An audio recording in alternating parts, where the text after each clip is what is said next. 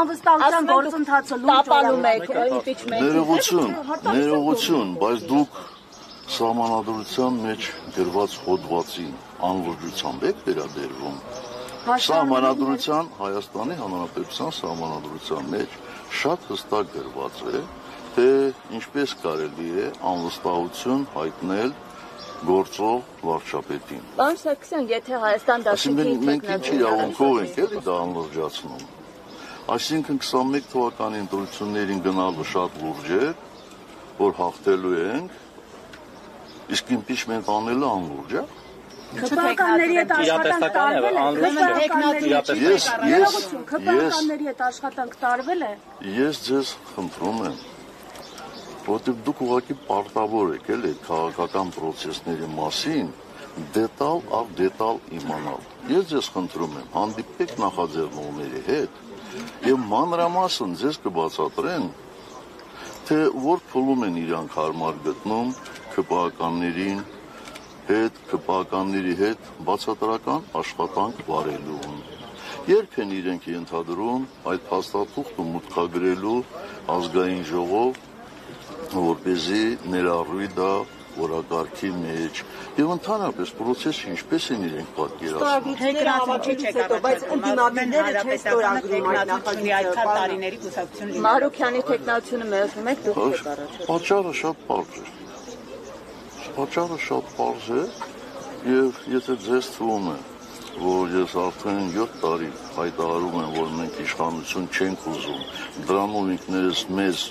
ավելի օգուտ ենք տալիս, ոչ, վնաս ենք տալիս, պարզ չէ, որ ցանկացած միջոցառման, ցանկացած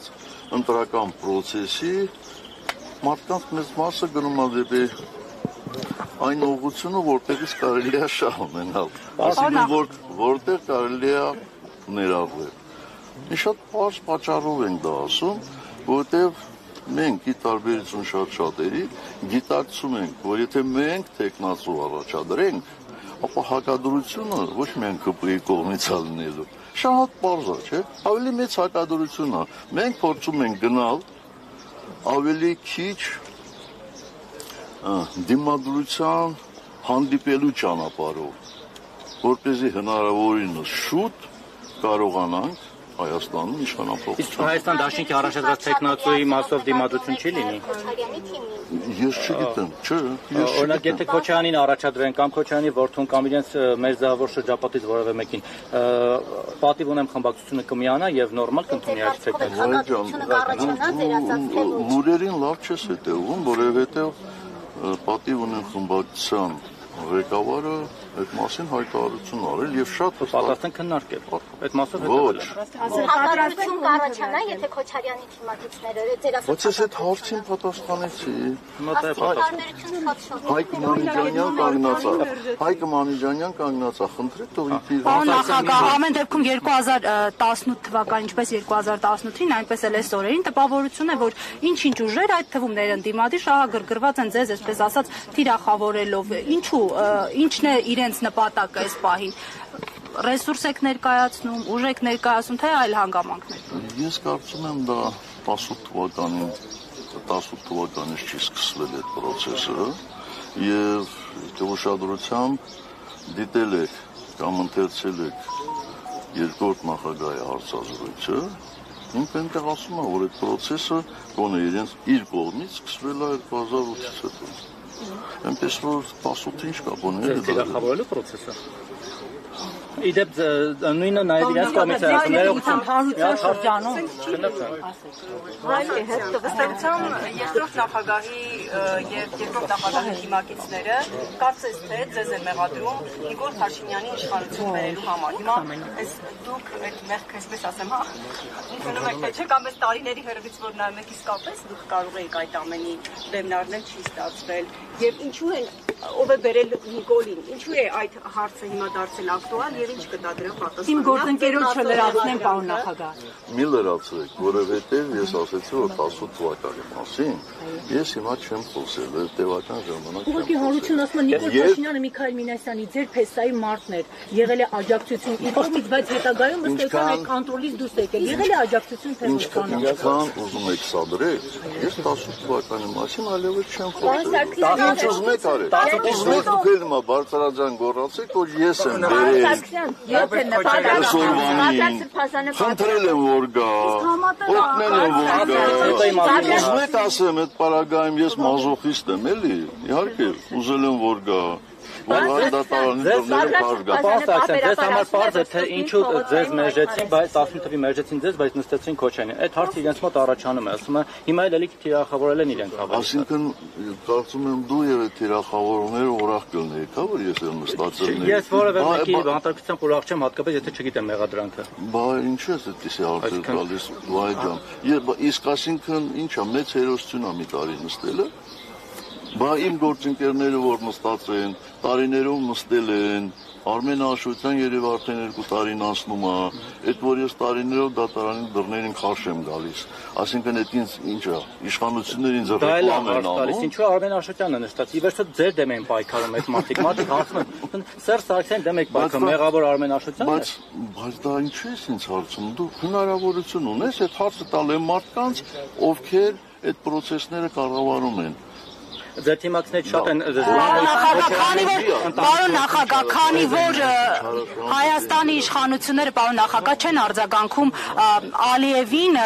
խուսափում են Ալիևին արձագանքելուց, հիմա Ալիևը հերթական պահանջների լեզվով է խոսել Արևմտյան Ադրբեջանի մասին, Արևմտյան Ադրբեջանի բնակիչների վերաբնակեցման մասին,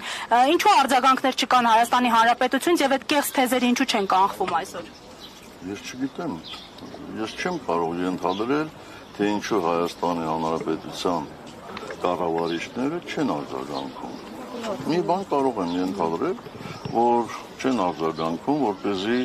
մեղմեն երևի հարևան երկրի նախագահի զայրույթը կամ դուր գան, որպեսզի նա ինչ որ, ինչ ասեմ, բարի գործեր անի իրենց համար։ Ինչ գործեր։ Դե ինչ գործեր, չգիտեմ։ Երևի իրանք ուզում են ինչ-որ համաձայնագիր ստորագրել, որի մասին հանրությունում տեղյակ չի։ Իմիջիայլոց, երբ խոսում ենք իմպիչմենտի մասին, ձեզ որ ինչի է տաքրում, բա ինչու է մեր դիրքորոշումը այդպիսին։ Նախ ասեմ հետևյալը, որ 2021 թվականին ես երբեք եւ որևէ տեղ չեմ ասել, որ մենք չենք գնալու ընտրությունների։ Այո, ես դեմ եմ եղել ընտրություններին, բայց ոչ թե դա փաստարկելով որպես ընտրությունները լեգիտիմացնելու քայլ, այլ ես շատ հստակ ասել եմ, որ ես խորապես համոզված եմ եւ իմ այդ համոզմունքը հիմնված է քաղաքական դաշտ եւ ժողովրդի տրամադրությունները ուսումնասիրելու վրա, որ միանշանակ այսօրվա կառավարիչը հաղթելու է այդ ընտրություններում, հաղթելու է եւ դառնալու ենք մենք մասնակիցը կապիտուլյացիայի լեգիտիմացման եւ միջազգային հանրությունը մեզ հայ ժողովրդին մեղադրելու է այդ կապիտուլյացիայի համար, ասելու է, որ ժողովուրդը թեև կապիտուլացվել է Հայաստանը, բայց վստահում է այսօրվա կառավարիչին։ Ինչ եւ տեղի ունեցավ։ Մի տարուկես եւ մեր դաշնակիցները եւ մեր գործընկերները դրա վրա են հողում կատարում։ Հիմա եթե սխալ եմ ես կանխատեսել, ասեք սխալ եմ կանխատեսել։